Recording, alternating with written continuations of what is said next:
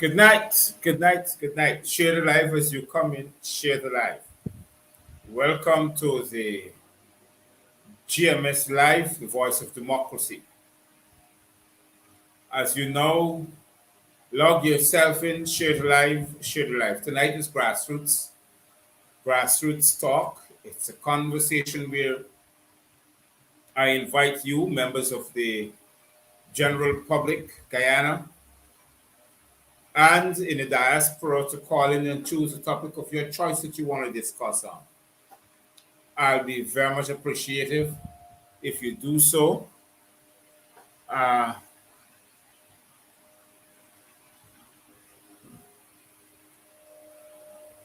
mostly ask you to join via the WhatsApp because I think a lot of people don't know about the StreamYard. So I have two persons that I expect to call in and to invite in so they can have a conversation to deal with their understanding on this conversation. So in the meantime, as you check yourself in, can you please do the honor by calling in via WhatsApp? I will put the information out in my comment section. It is StreamYard.com/5QK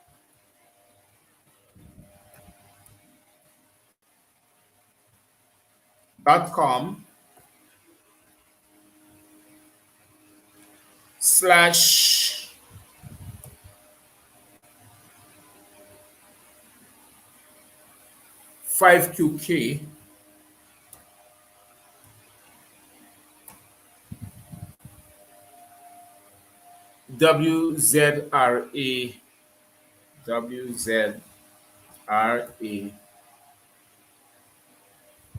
CJZ.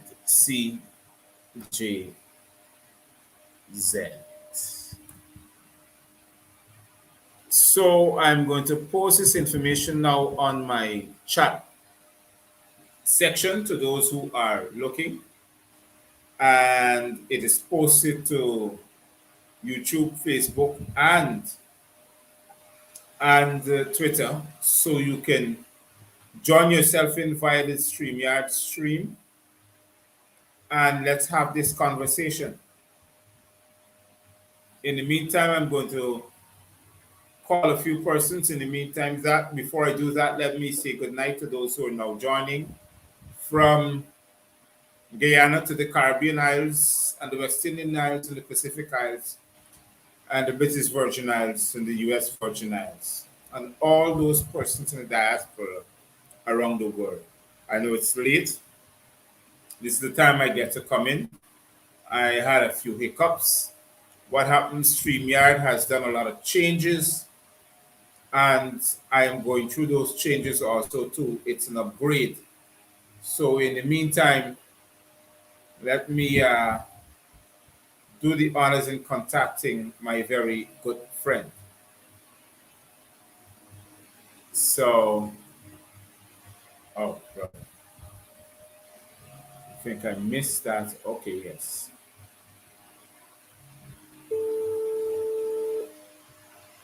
Yeah. So in the meantime, I'm trying to get on. A very pleasant good evening to you. Now, the conversation tonight is basically, it's Grassroots Talks Friday night, where members of the general public can call, and I told you that last night. So I'm going to give you an opportunity tonight to have a discourse upon a topic of your choice, a topic, not more than one topics, right? Fine, very well. And I must tell you it's a pleasure calling you back and having us. Well, thank you. Having us have myself narrate this conversation and others, because I want others to call in and be a part of the conversation. Good. So without you, great. Go right ahead. Yeah, so I would like to deal with the topic, and let me say good evening to all those listening in the diaspora and particularly in Guyana. Um, we must remember that nothing ventured, nothing gained. We must remember the likes of Martin Carter, who, lived according to protest and lived according to the words that he wrote as a poet. So let me get to it. I'm going to deal with law because this show is the bread and butter of this show. Now, I want to deal with the elections because today, I think, was in the court. The appeals court decided to make a decision one way or the other on the 21st of December. Is that so? Yes. Good. So it'll be most important for us to talk about that. I saw today Mr. Sharma in the newspaper. He was talking about some legal issues. So we see in courts today, there are some legal issues. So everyone is talking about the legal issue. The legal issue of the day I want to talk about is the elections. And an aspect of the elections which I want to talk about, firstly, is disenfranchisement. How can persons be disenfranchised? Oh, and before you go on a bit further, let me help people to understand that the decision that is expected to be on the 21st of December, that decision, it is based upon if the appeals court can hear the case.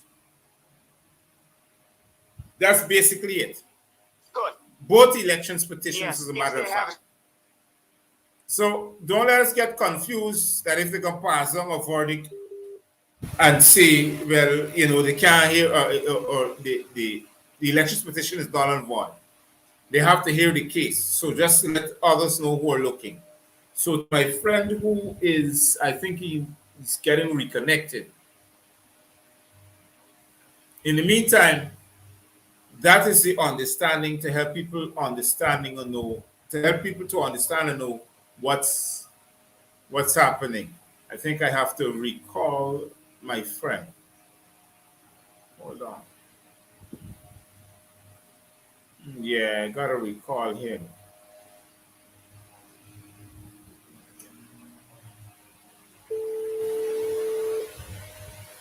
So that's the information as it is right now to all those who are looking. The basic decision on the 21st is a decision where it's said that the appeals court can hear the appeal of both elections, petition 99 and 88. Okay, Mr. Binder. Yes. Let me get to it very quickly before the deception dies out. Go ahead. Now, issue of disenfranchisement. Claudette Singh, the chairman of GCOM, had hinted to disenfranchisement. She just put out a fielder, being that no one really responded in the way from the general public that said the public knew what disenfranchisement meant, or no one responded in the courts to challenge it. She simply did the three-card Mali and deflected it. Mm-hmm. Right? She raised the issue for someone to say, yes, I want to contest that. No one contested that. So they simply deflected that and made it look like it was at the level of Lowenfield's level. It was at the level of the GDF's votes. See? Mm-hmm. But lo and behold, disenfranchisement was at the level of GCOM, where we register to vote. It was somewhere else. It wasn't where they wanted us to look. They wanted us to look around the Lowenfield saga for disenfranchisement. No. Disenfranchisement was further down initially, where we signed up to vote. Now, in a democracy, there is one element that is necessary. I can't come to your house, handcuff you, carry you, and tell you for vote. You have to willingly consent to your vote. And you have to come down and register to vote. I can't call you at a polling station on Monday morning and say, put the X here. It doesn't work that way. There are laws put in place to make sure that voters' rights follow democratic process. And that process says, first step is that you must willingly register to vote. I must know where you live. I must check out your credentials, see that you're a Guyanese, yada, yada, yada. And when you register to vote, that's your first step to consent. You're consenting to be a registered voter under ROPA and the Guyana Elections Act and all of those laws that pertain to elections. Now, there's a part two to the consent. The part two of the consent is me coming down on March the 2nd to cast my vote, put my X on the paper for my candidate. That's the second part of consent. Consent has two parts. The registration part, and when the voting comes, you put your X on the mark next to the palm or the cup, or etc. That's consent. Now you have gained your consent. Now with that consent comes the will. What is your will? Your will is, what are your aspirations? What are your spiritual aspirations, your economic aspirations for Guyana, your political aspirations, your academic, whatever your wishes are, whatever you yearn for, politically, economically, socially. That's contained in your will. And you express that by putting your X on the paper. And that will be protected and facilitated by what? By transparency, by accountability, by consent voting, by credibility. And the ROs are there to protect your will in every region. That's what the ROs are for. I'm going to make sure that region 10 is okay.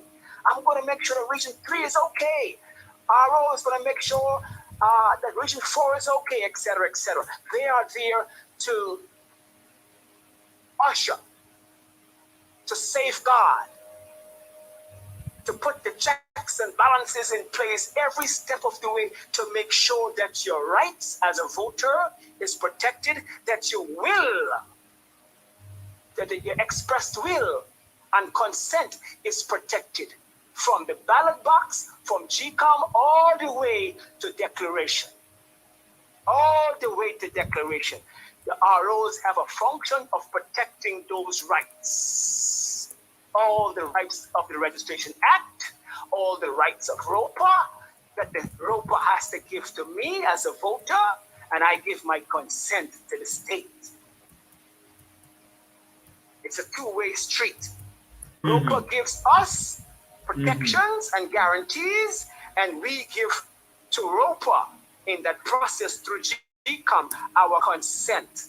We express our will, and that must be protected by GCOM. And what does GCOM use to protect that will and that consent? It uses ROPA, the Restoration of the People's Act of 1964-68. The representation of the People's Act. That is the mechanism that's there to protect the will of the people. Okay? And now let's get to low and feel. Low and feel is just like another protector, another checks and balance there to ensure that the will of the people is being protected according to Article 96. He will calculate each vote, and then he would what's the word they use? Article 96 says it, and he would assess. No, and he would ascertain. That's the word it uses. He will calculate the votes, then he will ascertain. See, he has to ascertain the validity. He has to ascertain the credibility. Those are all protections. Because a counterfeit vote cannot be allowed. He has to ascertain the legality of a vote. See, those are all protections that are guaranteed. He has to ascertain that my votes are protected against illegal counterfeit votes. He has to ascertain that my rights are being protected. He has to ascertain that each voter's rights are being protected. By doing what? By ensuring validity is in play, by ensuring that credibility is in play, by ensuring integrity and transparency is in play. That's Lowenfield's job. And when Claudia Singh interferes with that, she's interfering with the will, and she is disenfranchising. And every time you get rid of the arrows, you have disenfranchised. When you interfere and you skew Lowenfield's votes and its process, you have disenfranchised the process, and you have disenfranchised the elements, and you have disenfranchised the voters. That's putting it mildly. Now let's reverse and go back down to the order that we signed up for. We signed up, as I said before, for ROPA. When you register, it is the expectancy that all of GCOM will be governed by ROPA. This is why later on election day we see these actors come out. Mr. R.O., polling agents, polling books. See, all these actors in the play of ROPA. We never knew of them, but they're there. They are there to safeguard the rights of the people. And when they are thrown to the side, breach of contract occurs because we signed up to have these expectancies happen, and they did not happen. Claudia Singh knows that they did not happen. And she knows that the contract which she is there to officiate was broken.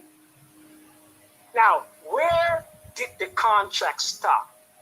Contract didn't start with Lowenfield. The contract here is between each voter and GCOM, each voter and the state. GCOM is the go-between,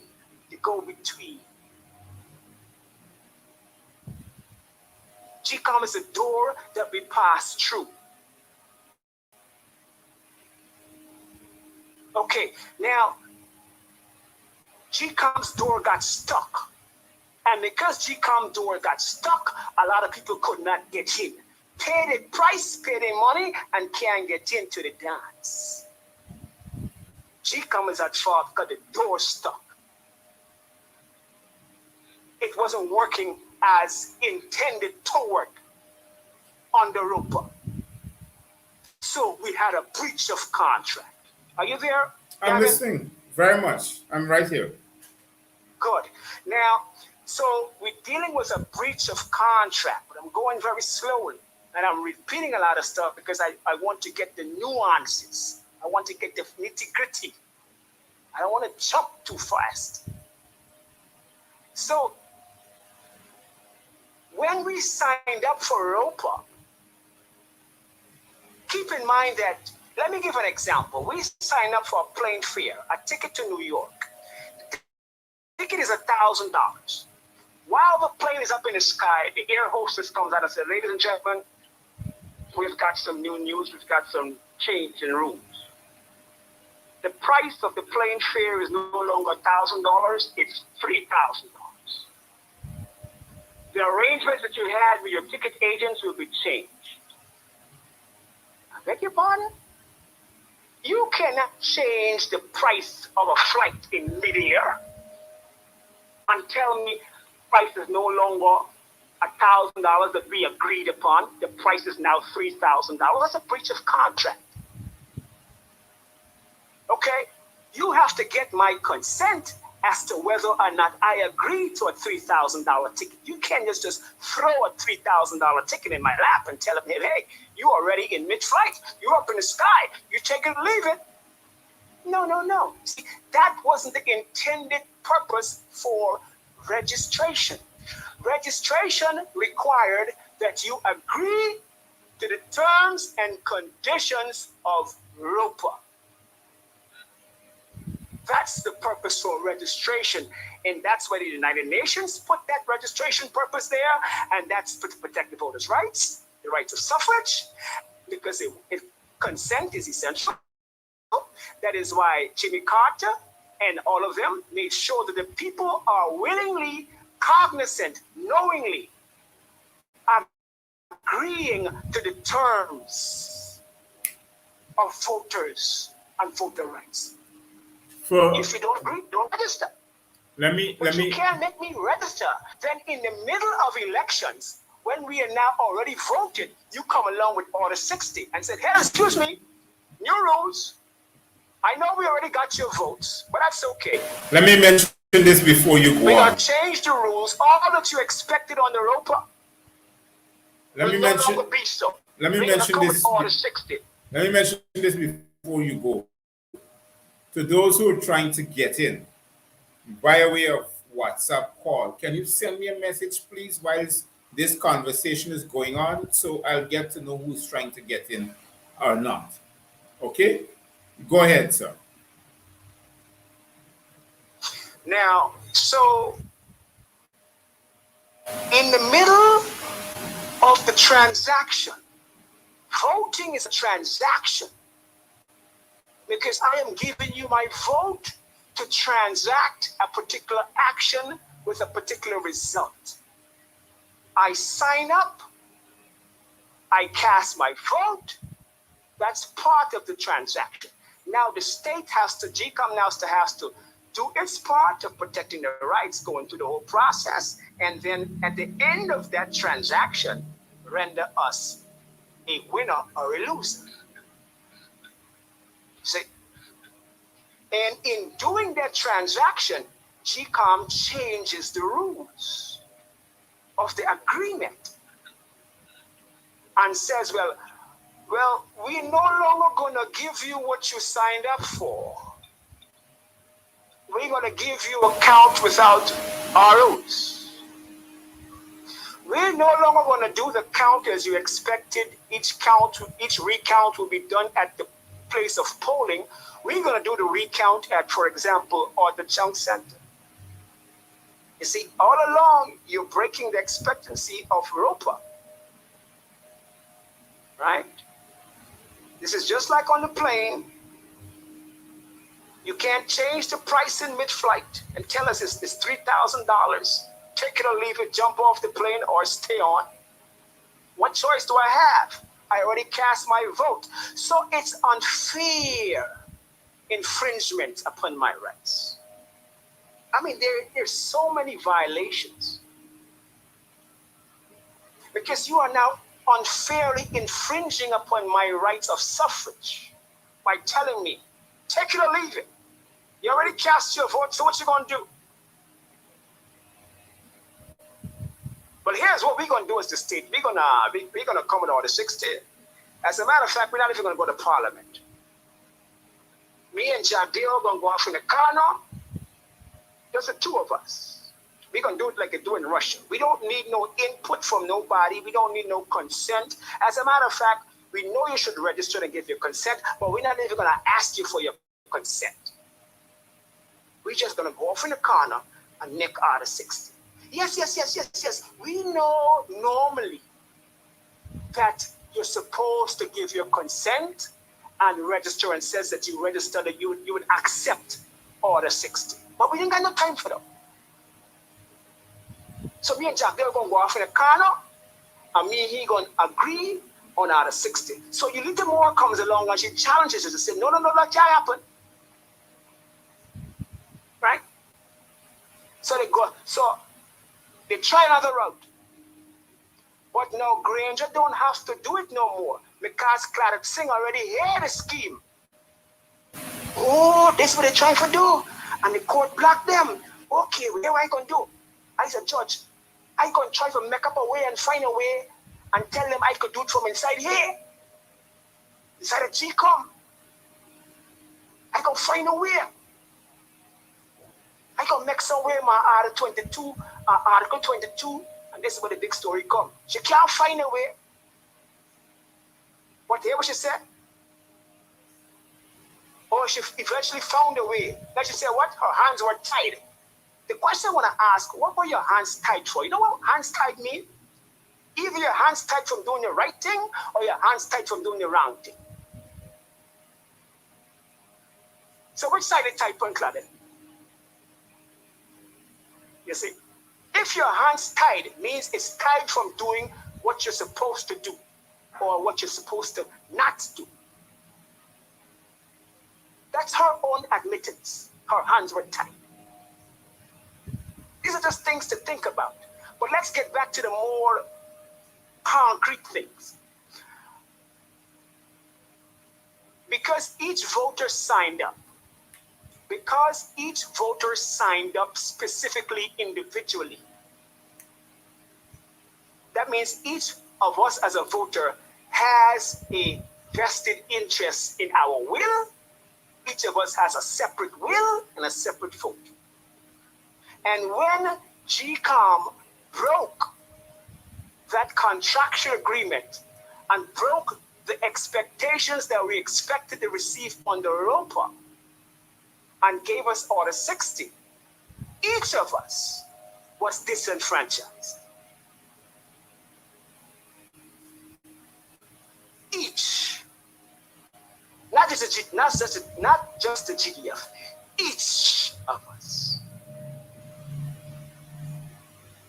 At the level of registration or the contractual agreement. Claudette Singh raised the question about, I don't want to disenfranchise the people. She was just songing. You know that man songing you? To feel, to see what he wants to say back. But they realized that the people were ignorant.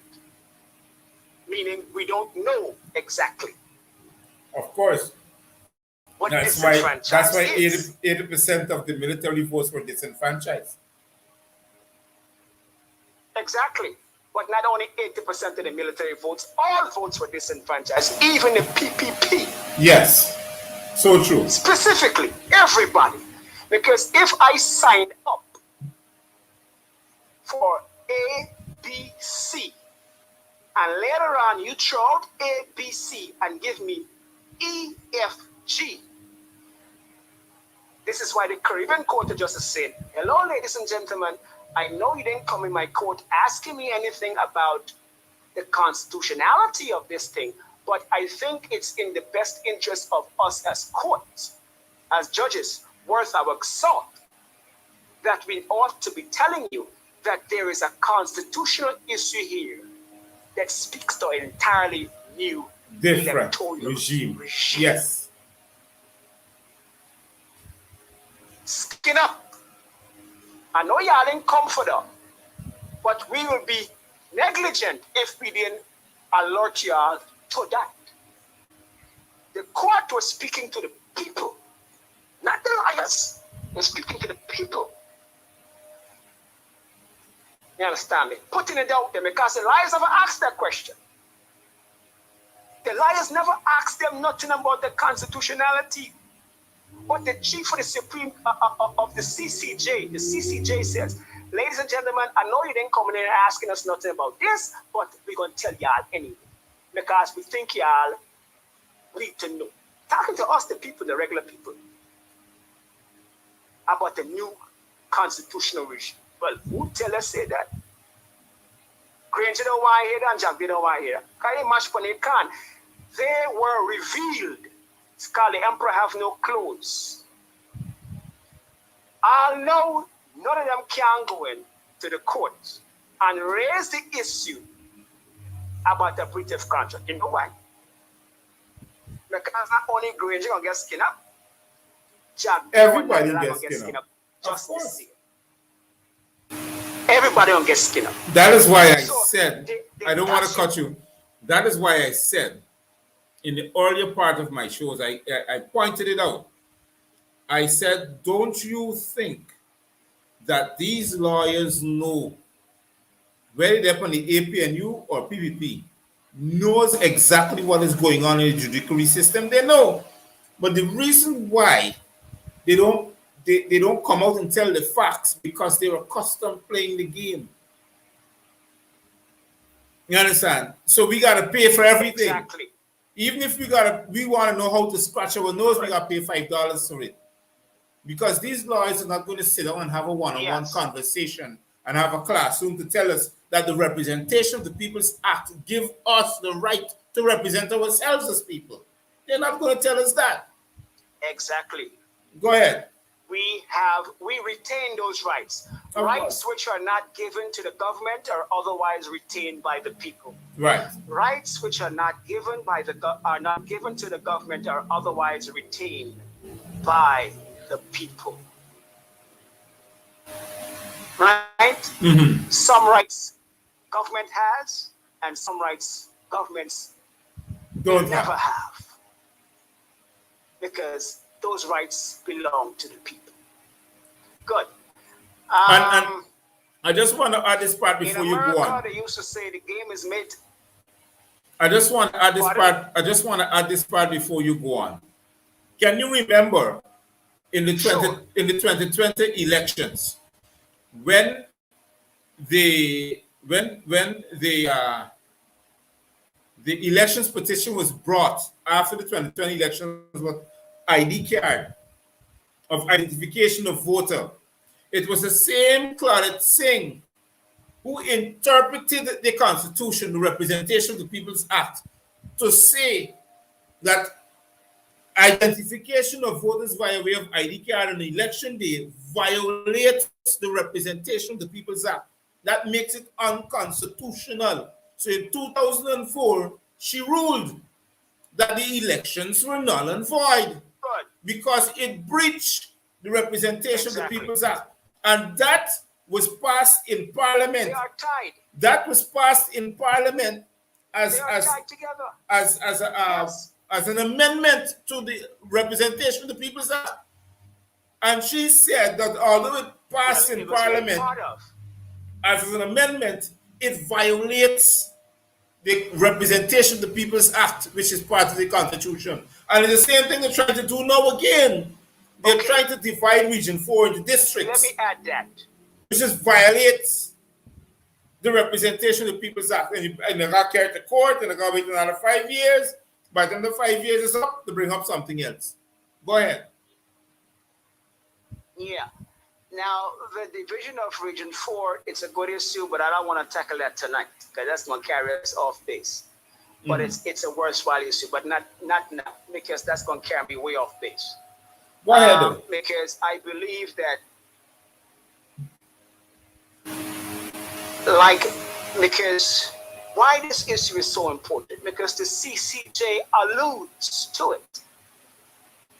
The CCJ is saying directly or tacitly or indirectly, hey, you've got an entirely new regime. So the question now becomes, how come?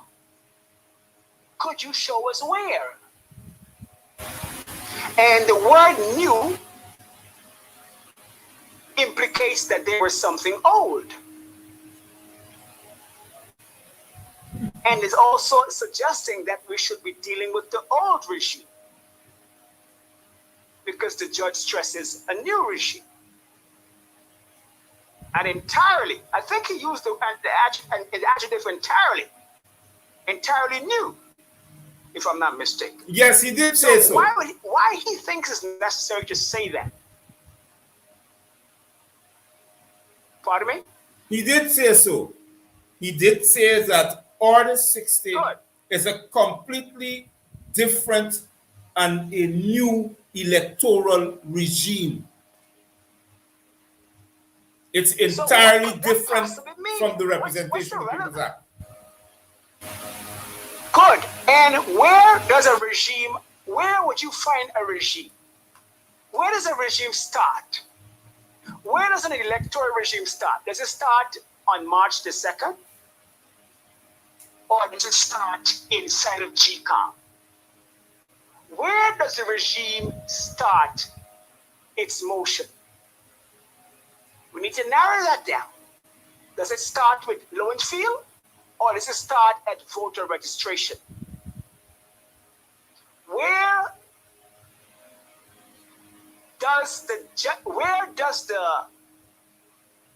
the processes of an electoral regime get its beginning or its genesis from? Where?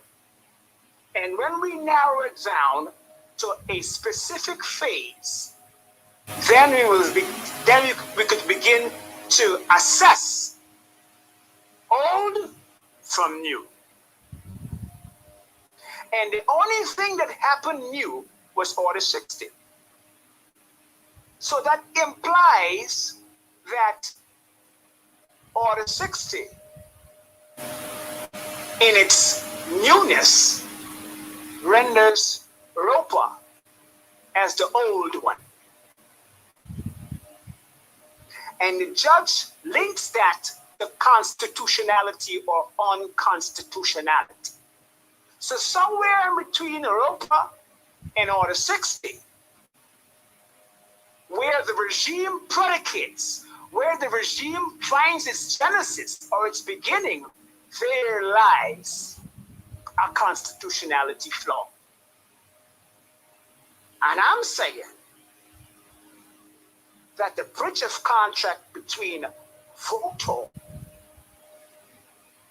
and GCOM,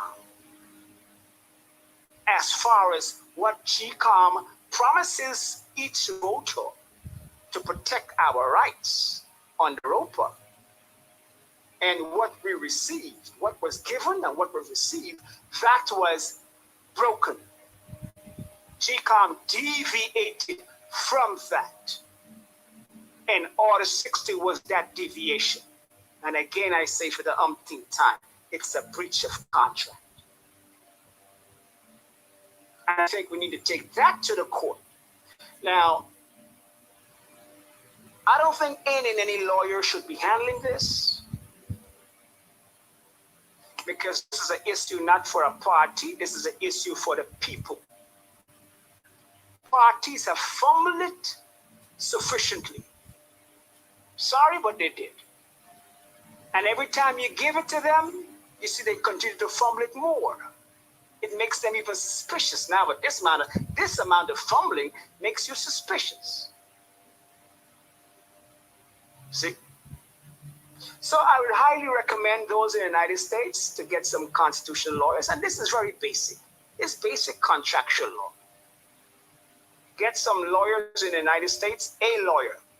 A contractual lawyer in the United States could handle this basic, easy. I am not saying that Americans are better than the Guyanese, but I'm saying that we have an integrity problem here in Guyana. Let me point out one of them. With the people who we trust to do the work. Let me point out one of them. One of those integrity flaws. Go ahead. Lots of people do not know that the law firm that Joseph Harmon comes from, or that he belongs to, or it belongs to him,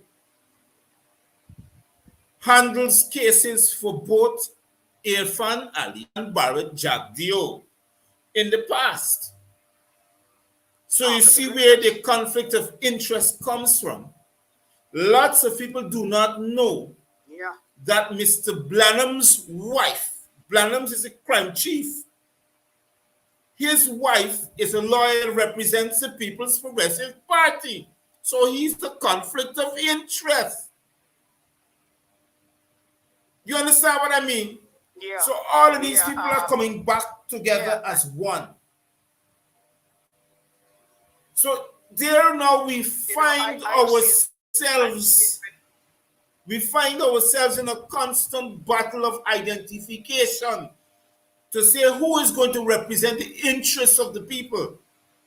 Then these lawyers are pulling the interests apart.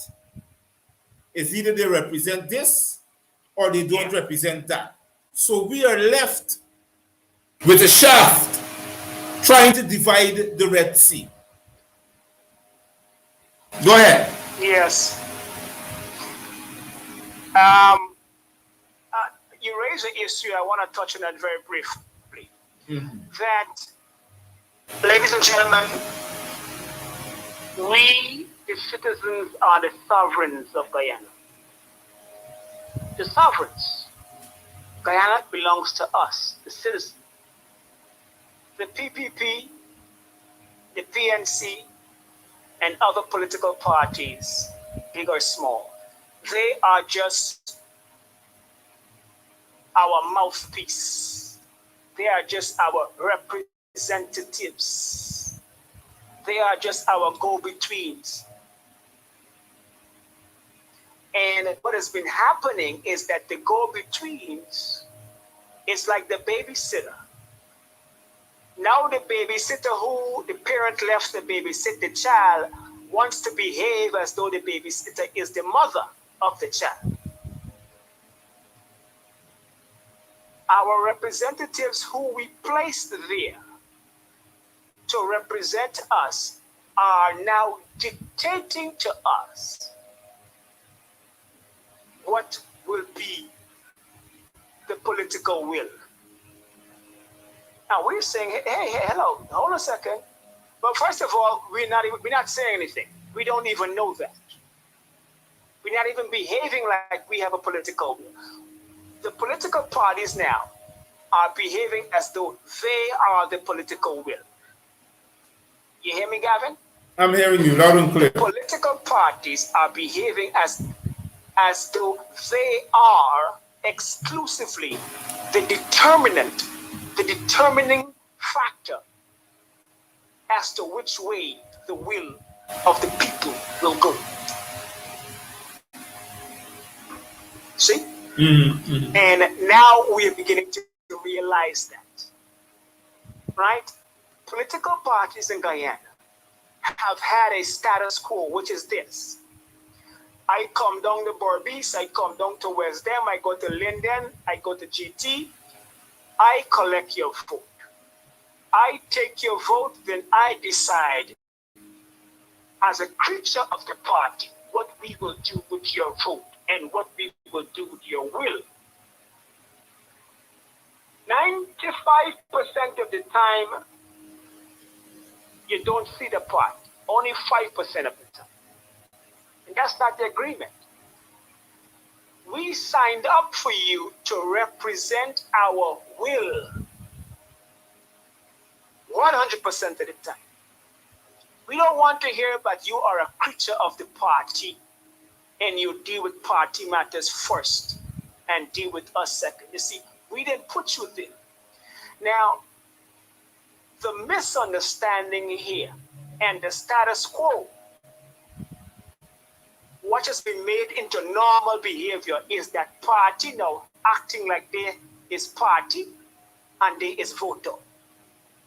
Party people acting like they is the one that win the election on election day. Party people are behaving like as they give themselves 217,000 to 300,000 votes. And as they put themselves in office. See, that's the misnomer. That's wrong bang. Somebody need to tell them it's not so. You do what we, the voters, ask you to do, or we remove you come next election. And that's what you see in a democratic process. It's voters by consent, governance by consent.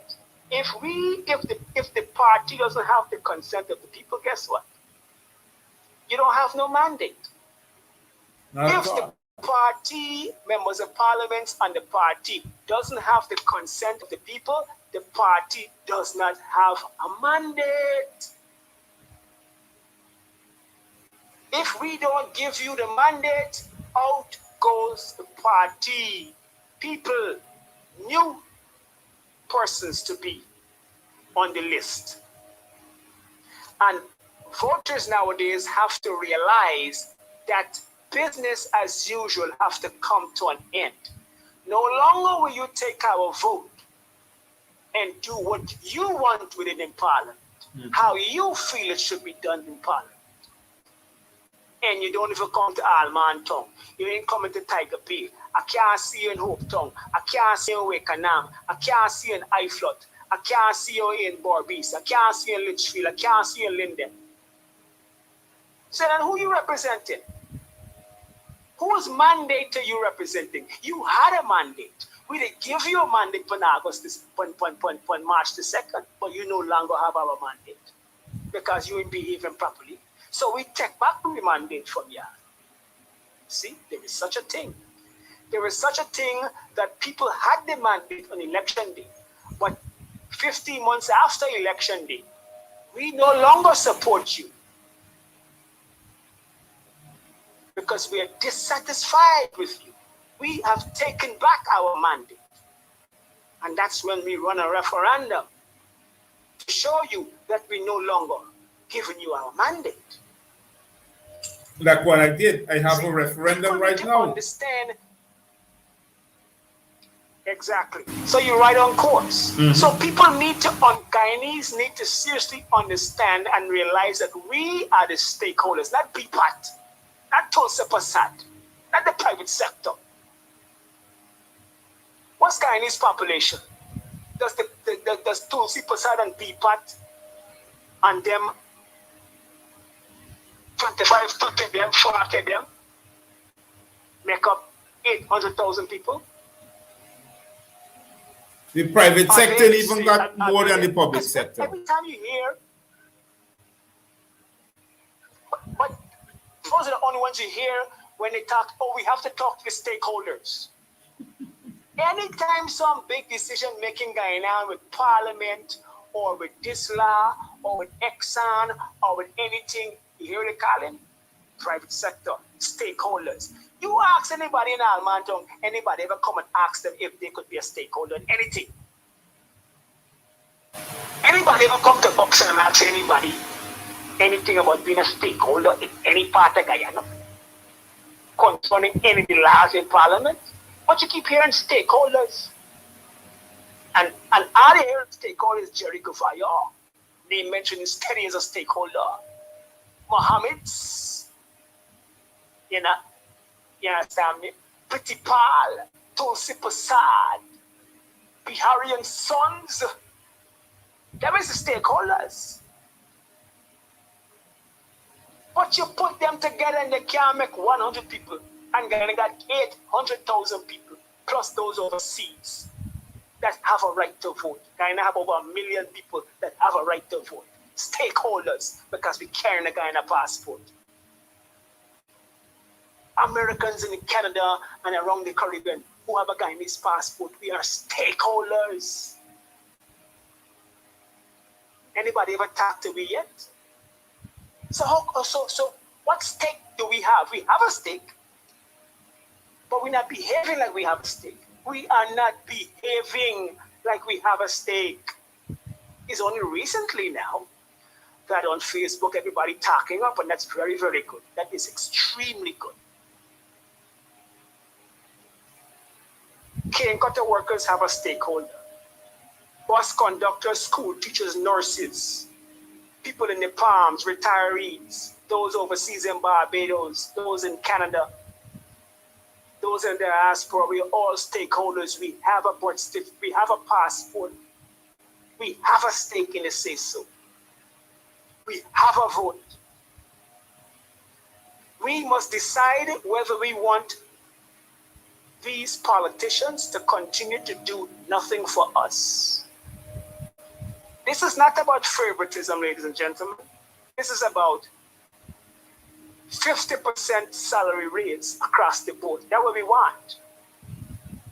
We don't want 7%. We want 50%.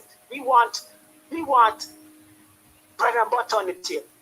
We want when oil pumping, we must know oil pumping. Okay? So ExxonMobil, we want ExxonMobil to be fully aware that the way the contracts have been negotiated ultimately rests with the people. It's best to start listening to the people. Because when, not if, but when we Guyanese say that we are the stakeholders and we were never properly consulted. Hold on. We were never properly factored into the equation. Let us share something new. Let's share something new there with ExxonMobil. Now that Exxon realized that the contract cannot be renewed, it says every 5 years the contract can be revisited, either subtracted or something added to it. Exxon knows that we don't have a legitimate government, so they're taking advantage of the situation where they make their own choices. That's one. Number two, they're saying now their 10 billion barrels are expected out of Guyana from 800 wells. Can you imagine that? So now all these big fancy things are now from 800 wells, 10 billion barrels from 800 wells. Good gracious. You understand what I mean?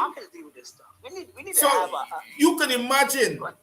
You can imagine these people sitting down over some kindergartners who we got for politicians, because they have never even gone past anything over 60 million US dollars pertaining to GDP. You understand what I mean? So look the difference. Yes. Exxon could give them another bill for 9 billion and they still can't audit it because they don't have an audited form. To audit 9 billion must 1 billion US dollars. We don't have it. Now I want to talk. You touch a good point. Let me touch on that quickly, and I want to tie it into the law. Mm. In America, I know if one thing Guyana got plenty is people who work in the banks. If one thing Guyana got plenty is people who have master's degree in finance in America. Plentiful. Now, I want to talk to the Americans very briefly, those in America who are listening in the United States.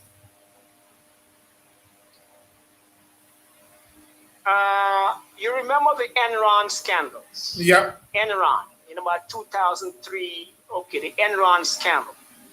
Enron told the government, the United States government, that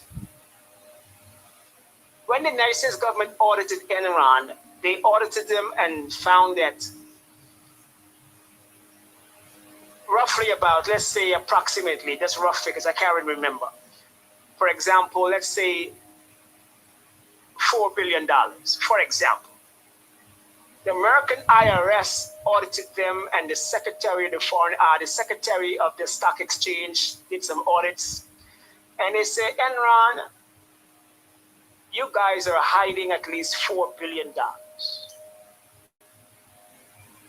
Well, they audited them at least 3 to 4 to 5 times. A team of accountants audited Enron and Ken and Ron Lay and them. They audited all of them. And a team of auditors of the very best of the IRS and the Stock Exchange Secretary, prosecutors, and they found nothing.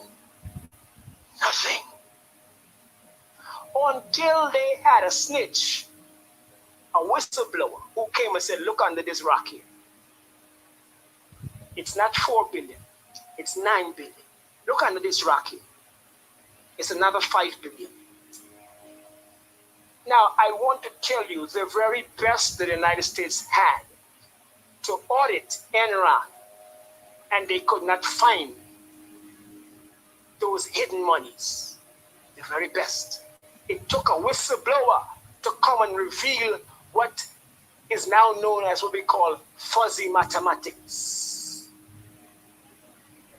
Fuzzy mathematics. Enron had created an entire scheme that fooled the Federal Reserve itself. America thought that the stock exchange and all these big companies were propped up, let's say, on an imaginary money, on an imaginary 9 billion, for example. And this imaginary 9 billion wasn't even And they invested in that illusion. 150 million. They invested in that It's illusion. an illusion. Now, God, the point I want to tell you that the very best in the IRS and the Secretary of Exchange audited it at least 3 to 4 times and could not find it. You want to tell me these here in Guyana, our family, our Guyanese, who could hardly calculate the money that the Cambio is making, could be able to handle that kind of mathematics that they can't even see.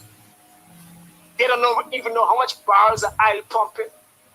They can't give an exact figure of how much oil pumping. So what I want to say is when something is hidden, if you don't have someone to properly pinpoint, you will never know. And that is what Jack Dale and them think they're going to hoodwink us with. That fuzzy mathematics. So I want to be speaking to the people, Minister Jordan, and Mr. Binos, Mr. Bino, the PhD Mr. Bino, who was assisting the AP and UAFC with these oil deals. These people need to be consulting those accountants in the United States who are au fait with fuzzy mathematics. Because I'm pretty sure that's what Jack Dale and that's what Exxon and them plan to hoodwink us with. It already started. From the time you're telling me you don't want to audit $9 billion. What madness is that? You don't want to audit $9 billion? And you just really say, don't worry with them, man. What? Are you? What sort of negligence do they think we are working on here? I mean, are we that inept that we're gonna say we're not auditing $9 billion? So in that context, I want to talk to Mr. Jordan, Winston Jordan, former finance minister, and Mr. Bino, who assisted the AP and UFC on this negotiation deal, as well as Mr. Trackman of the AFC. You guys better get on your bicycle because you got a lot of catch-up work to do. So what I want to... This is why I raised the Enron thing of the fuzzy mathematics. What I want to inform you on... To let them know where to look. What I want to inform you on is that we have another minute. We have another minute, so I can give you that time to wrap up. And let's, because I'd appreciate that you have very well expressed. Gotcha. Yes. Gotcha. Thank you for the time. Thank the people for listening to me. My only desire at this point is to enlighten my people. I have seen much, and I think that I need to impart it to my people in Guyana, and that is what I'm doing. I'm a Guyanese citizen. Now, I have learned from the United States that Americans do business very differently. But I know Exxon Mobil and Shell and Hess and all of them, they're sharks. They are vultures of the worst type. They manipulate governments and states, and they remove states. These oil companies, they facilitate regime change by themselves. They don't need Pompeo. Okay? Guyanese understand that. Exxon, these people, they have the temerity. They have removed several heads of state already. They adapt. Bout it. Okay, so just understand, they don't need Pompeo and Trump. Trump and Pompeo are child's play when it comes to oil conglomerates and their executives and their clandestine operatives. Good.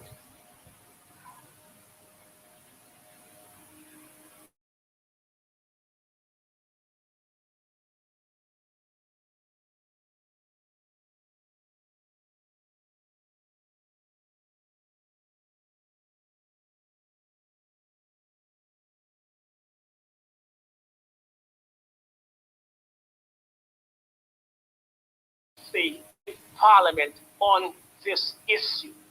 Don't come to us with any deal that only involves the PPP. We will throw it out outright. Do your due diligence. Exxon, do your due diligence before you get down 10 years down the road and you've got a country of revolutionaries that will run you out of Guyana because you failed to do your due diligence on the contracts. If you're making any contracts, have equity of the opposition and the stakeholders on all sides. Or else you'll find yourself in a terrible situation whereby you will be rejected outright. So don't think you're getting away with it, Enra. There are people who grew up among you and know how you think and what you ought to be doing. Once again, I want to thank you. I want to thank you very much for getting yourself involved in tonight's conversation, Grassroots Talk. I want to keep inviting those who want to make themselves available for next week Fridays. Every Friday, we're members of the diaspora and those in the Caribbean and Guyanese in Guyana who want to participate in this talk can get yourself hooked up either by StreamYard or WhatsApp call and we can have a conversation. So tonight we had one person alone, but it's grateful. Another Friday night we can have more than one person. So let the conversation continue. I want to thank you very much, Coffee. I want to say to you, yes. Yes. Gavin, before I go, I just want to say this to Mr. Rick Footwork. Mr. Rick Footwork, we know you're doing a very good job and we are thankful for you. I know the shoes that you walk in because I walked in that shoes myself many years ago. We appreciate your work. We hope that you see some value in this breach of contract. We're at the level of GCOM registration, and that you will help to facilitate, if you see possible, as an attorney yourself, you can see basic contractual flaws in the voter registration, as I articulated on the show, and we hope that you can facilitate it if you see fit. Thank you for listening. Thank you very much once again. Stay safe and be careful, my friend.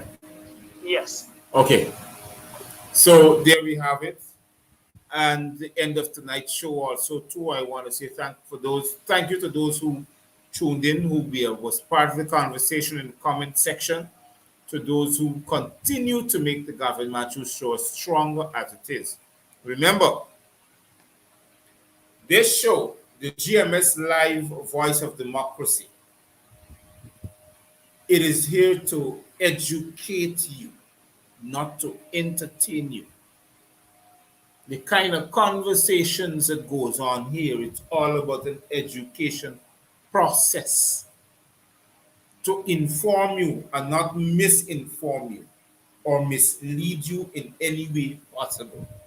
It is to bring out the truth, the whole truth, and nothing but the truth every single time. So I want to say thank you to those who joined in, and please don't forget the referendum. Please don't forget to contribute to the referendum. Your finances is greatly needed.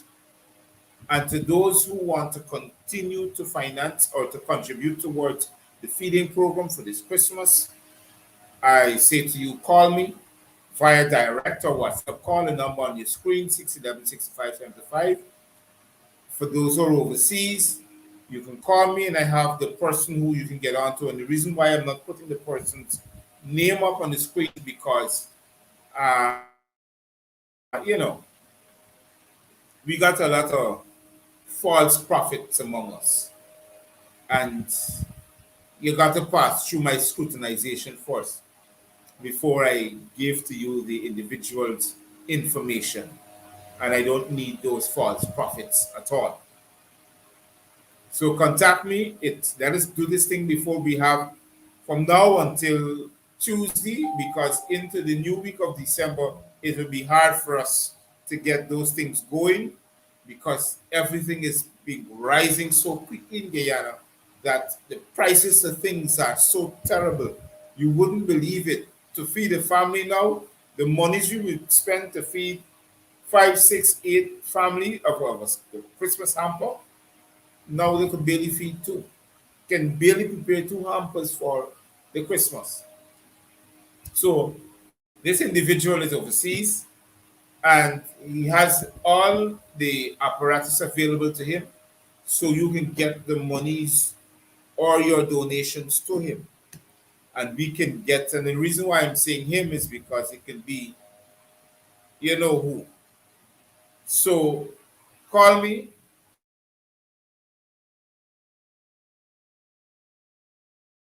If you're interested process going. Stay safe, be careful, sanitize yourself, wear a mask. Don't forget the little ones to take it to public places. This is Dr. Matthews saying good night and Cheerios for now.